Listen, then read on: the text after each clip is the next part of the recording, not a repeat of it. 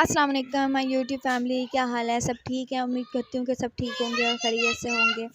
अच्छा जी, आज है जी सैटरडे मॉर्निंग और सुबह-सुबह अभी हम उठ गए थे 8 बजे, क्योंकि आज रोहान के स्कूल का जाना है। हमने पीटीएम है, रोहान का रिज़ल्ट है और ये शियान साहब जी बिल्कुल ही तबीयत करने में आ गए थे। सामने वो बच्ची रहती है मनहा, उसके साथ बातें कर रहे थे और सुबह-सुबह का टाइम है, एंजॉय कर रहे थे इस चीज़ को। अभी इन्होंने ना फेस वॉश किया था और ना ही मैंने किया था और इतने में चली गई लाइट। और बस जब भी कहीं जाना हो तो लाइट का ही मसला होता है, इश्यू होता है। तो हत्ता कि टाइम नहीं था लाइट के जाने का और मुझे यही था कि चलो सुबह सिर्फ रोहान की शर्ट ही प्रेस करनी है तो कर लूँगी। वो लाइट ही नहीं थी, क्योंकि उसको जी लिखा हुआ था कि जी स्कूल यूनिफ़ॉर्म में आना है। तो बस फिर अभी यही किया है कि मैंने फिर जैसे ये सोचा कि चलो कोई जुगाड़ लगाते हैं और मैंने फिर देचकी गरम की पहले ना चूल्हे पे, और फिर उसको कपड़े से पकड़ के और प्रेस करना शुरू कर दिया यूनिफ़ॉर्म।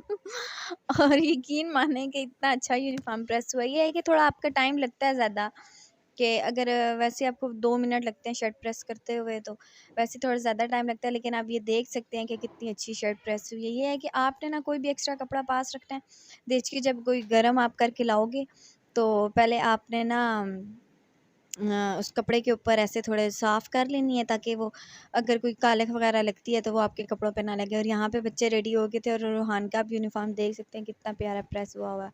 और जी फिर हम चल दिए और इतना प्यारा मतलब मौसम हो रहा था, धूप थी, पर पता है मौसम चेंज हो रहा है ना, तो ना गर्मी होती है इतनी, ना सर्दी होती है, दरमियान का मौसम है।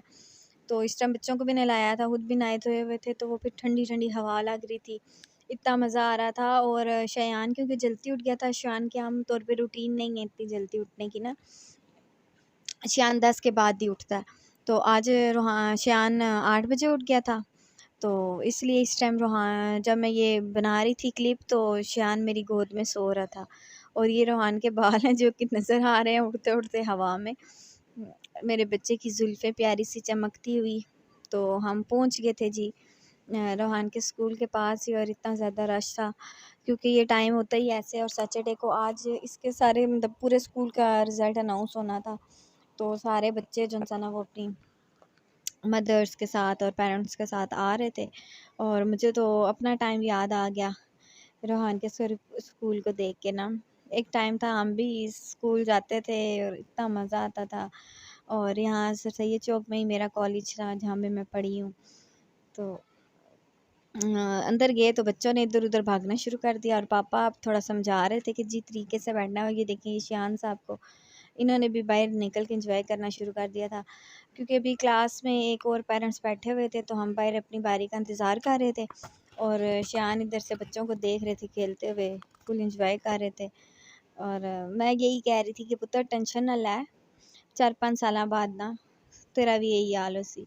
और फिर घर आ गए, रास्ते में छल्ली वाला मिला, तो फिर छल्ली तो बहुत ज़रूरी है ना।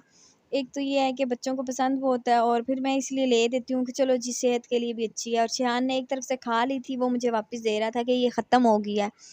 तो फिर मैं उसको गाइड कर रही थी कि नहीं पुत्र इस जगह है, यहाँ से खाओ ना। तो वो बार-बार पीछे हो रहा था कि जैसे ख़त्म हो गया।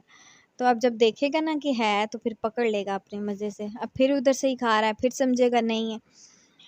तो एक तो ये है कि सेहत के लिए भी इतनी अच्छी होती है और मेरे बच्चे तो बहुत शौक से खाते हैं ना। तो तीनों ने ले ली और मैंने कहा कि चलो भाई के साथ हाफ़-हाफ़ कर लेना। इन्होंने कहा हाफ़-हाफ़ करने वाला हिसाब नहीं है, हमने पूरी-पूरी खानी है माशाल्लाह। क्योंकि भूखे भी हुए हुए थे, सुबह से ही नाश्ता भी नहीं किया था। तो फिर इस टाइम तक मैंने शियान को सुला दिया था। मैंने कहा चलो मशीन लगा लूँ, पिछले दिनों तबीयत सही नहीं थी, तो उस तरह मैंने कुछ ख़ास कपड़े धोए भी नहीं थे। तो ये है कि रूहान के तो डेली बेसिस पे धोती थी यूनिफ़ॉर्म वग़ैरह।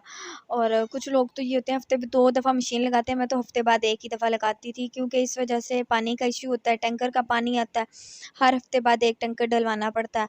तो इस तरह रोज़-रोज़ तो कपड़े धोने से पूरी नहीं पड़ती ना, तो फिर इसलिए ये है कि मैं हफ़्ते में 1 दफ़ा मशीन लगा लेती थी। लेकिन अब ये मशीन तो तकरीबन मैं 10-12 दिन बाद लगा रही थी, क्योंकि अपनी भी सेहत डाउन थी इस वजह से। तो अभी भी मुझे थकावट होना शुरू हो गई थी, सुबह नाश्ता भी सही नहीं किया हुआ था।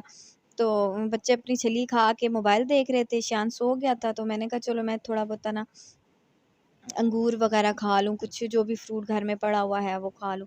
फिर बच्चों को मैंने जूस बना दिया था, क्योंकि वही है कि आजकल ना डेंगू का भी इतना मसला बना हुआ है, बच्चे इतने बीमार हो रहे हैं, तो उनकी सेहत का ख़्याल रखना पड़ता है। अब यहाँ पे जी इरफ़ान थम्स अप देने की कोशिश कर रहा था, पर उस बेचारे को समझ नहीं लग रही थी कि मैं कैसे दूँ। और फिर साथ ही मैंने मशीन लगाई हुई थी, घर की सफाइयाँ वगैरह की। हस्बैंड की भी तबीयत ठीक नहीं थी, तो मैंने सोचा उनके लिए खिचड़ी बना दूँ, कि चलो खिचड़ी खाएँगे तो थोड़ी ताकत वगैरह आ जाएगी। रात को भी उन्होंने ब्रेड खाई थी, फिर सुबह भी ब्रेड खाई। फिर ब्रेड से भी इंसान का खाने का दिल ही नहीं करता, मौसम भी ऐसा हुआ है कि क्या करें, किधर जाएँ? तो बस मैंने जल्दी से लिए उनके लिए खिचड़ी बना दी थी, फिर मैंने कहा साथ चलो थोड़ा चिकन की ये बोटियाँ वगैरह जो सालन कल का लेफ्ट ओवर था, दे देती हूँ, खा लेंगे। नहीं तो इस तरह तो बिल्कुल खिचड़ी भी नहीं खाई जाती। एक तो हम लोग बीमार भी हो जाए ना, हमारे नखरे नहीं ख़त्म होते हैं। तो उन्होंने तो नहीं कहा था बेचारे ने, लेकिन मैंने फिर खुद ही ना कर दिया, और मैंने कहा चलो थोड़ा-सा सालन बचा लेती हूँ, फिर बाद में हम खा लेंगे। और यहाँ पे भी जी छली वाला आया हुआ था, वो देने के ना ऐसे ही बेच रहा था, आवाज़ लगा रहा था, तो मैंने फिर 2 किलो उससे ले ली। मैंने कहा चलो बच्चों को ना बंदा कुकर में उबाल के दे देता, इस तरह ठीक होती है। दूसरी छली जो सा ना वो 30 रुपए की तो एक दे रहा था, और ये उसने मुझे रीज़नेबल में दे दी थी। अच्छा जी चलती हूँ, दुआ में याद रखिएगा। था ये थी आज की गपशप, उम्मीद करती हूँ कि आपको अच्छी लगी होगी। तब तक के